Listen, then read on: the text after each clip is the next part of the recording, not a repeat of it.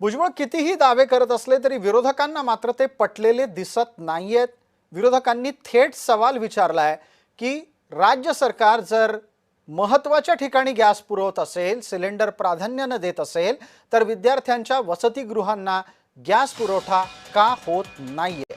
आणि या निमित्ताने नाना पटोलेंनी महायुती सरकारला खडसावत म्हटलं आहे की सरकारने किमान खोटं तरी बोलू नये। आपण सांगितले की शाळांना आम्ही प्राधान्य ठेवलेलं आहे, त्याला कमर्शियल गॅसमध्ये कुठे सगळ्या हॉस्टेलला तुमचं कमर्शियल गॅस बंद झालेला आहे। हॉस्टेल सगळे बंद झालेले आहेत महाराष्ट्रात आणि त्याच्यामुळे हॉस्टेल बंद का झालेत की तिथं जेवायला साधन नाही आणि हॉस्टेलच्या ते जे चालवणारे लोक आहेत त्यांनी सांगितले की आम्ही जेवायची व्यवस्था करत नाही, तुम्हाला काय व्यवस्था करायचं। आता ते तिथं मध्यमवर्गीय गरिबांची पोरं आहेत, ते मुलं आता तिथून जागा सोडून चालले गेलेले आहेत आणि म्हणून तुम्ही सांगितलं की सेक्शन व्यवस्थेला आम्हाला कमर्शियल गॅस द्यायला कुठेही कमी नाही असं तुम्ही म्हणालात, तर हे काही याला आम्हाला याची माहिती पाहिजे।